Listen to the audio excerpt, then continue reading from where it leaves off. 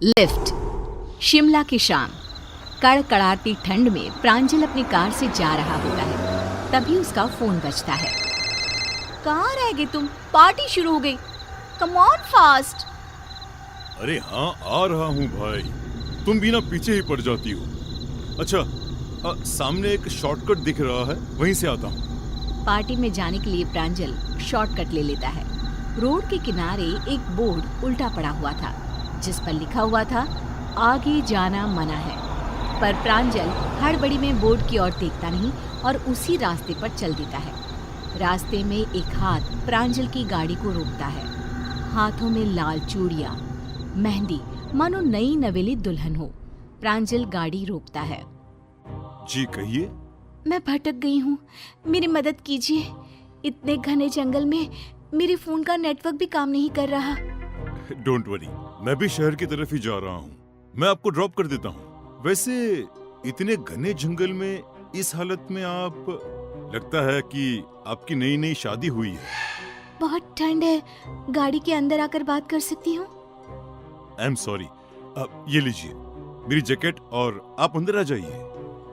सोनिया प्रांजल का जैकेट पहनकर उसके बगल की सीट पर बैठ जाती है। आई एम सोनिया, मेरी शादी नहीं हुई, होने वाली है।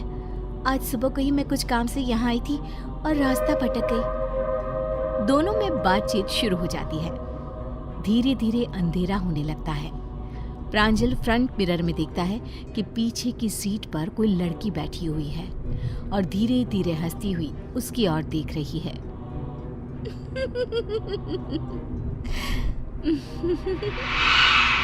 प्रांजल हड़बड़ाकर पीछे देखता है, पर पीछे कोई भी नहीं होता है। होती है तो एक लाल रंग की चुनरी जो सीट पर रखी हुई होती है। क्या हुआ प्रांजल, तुम डर क्यों गए? अब मुझे लगा कि पीछे कोई है, कोई लड़की। ये चुनरी किसकी है, तुम्हारी है क्या? नहीं, मैं चुनरी का क्या करूंगा, किसी लड़की की लगती है। सोनिया पीछे की सीट से चुनरी को उठाती है। चुनरी खून से सनी हुई थी। ओह गॉड, इस पर तो खून लगा हुआ है। तुम्हारे साथ कोई लड़की थी क्या गाड़ी में? नहीं नहीं, अरे तुम ये क्या कर रही हो? अभी तक तो ये चुनरी यहाँ थी ही नहीं, और ये जंगल है कि खत्म होने का नाम ही नहीं ले रहा।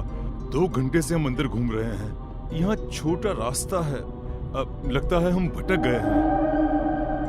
दोनों जंगल में बुरी तरह भटक जाते हैं।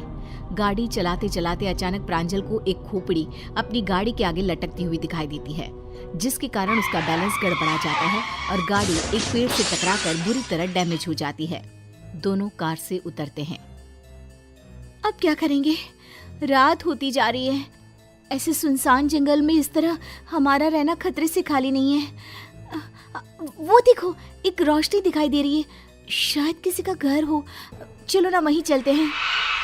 दोनों रोशनी की तरफ जाते हैं। वहाँ एक बड़ी सी हवेली होती है। देखने में लगता है कई सालों से बंद हो। उसमें से एक अजीब सा लंबे कद दाढ़ी वाला आदमी निकल कर आता है, जिसे देखते ही सोनिया डरने लगती है। वो अपनी आंखें बड़ी बड़ी कर सोनिया की ओर देखते हुए कहता है, लगता है भटक गए हो। ये जंगल है ही ऐसा, यहाँ अक्सर लोग भटक जाते हैं। कई साल पहले इस हवेली के मालकिन की बेटी भी भटक गई थी। कैसा अजीब आदमी है ये। इस जंगल से बाहर निकलने का कोई रास्ता बता सकते हैं आप? इस जंगल से कभी कोई बाहर गया है भला? अब क्या मतलब? अरे मैं तो मजाक कर रहा था। रात भर यहाँ पर ही ठहर जाइए, सुबह ही जंगल से बाहर निकला जा सकता है। प्रांजल और सोनिया हवेली के अंदर जाते हैं। अंदर एक चेयर पर उन्हें शादी का जोड़ा खून में लिपटा हुआ दिखता है। इसी जोड़े का दुपट्टा तुम्हारी कार में था ना प्रांजल? ये सब क्या हो रहा है? कहाँ फंस गए हैं हम? तभी प्रांजल को ऐसा लगता है कि उसके पीछे से एक साया लाल जोड़े में एक झटके में पार हुआ हो और उसके पीछे मुड़ते ही पूरी हवेली पायल की गूंज से चहक उठती है। प्रांजल अपने आसपास देखता है, पर सोनिया कहीं नहीं होती। वो मानो अचानक ही अदृश्य हो गई है। उसे ढूंढता हुआ प्रांजल महल के बाकी हिस्सों में जाता है।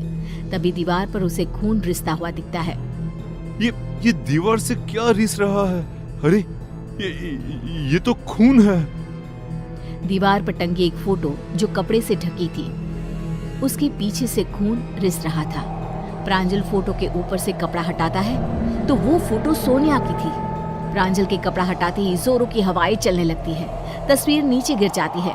प्रांजल घबराकर बाहर भागता है। हवेली का दरवाजा अपने आप बंद हो जाता है।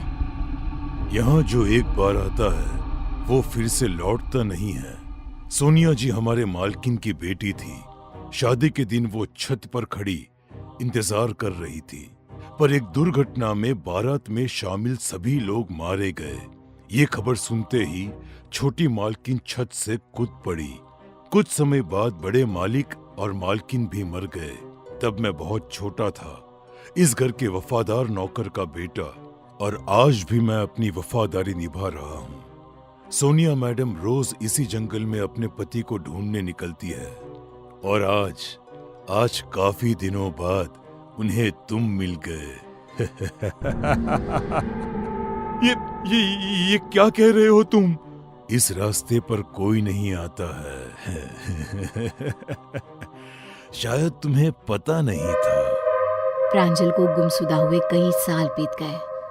क्या हुआ उसके साथ ये कोई भी पता ना कर सका।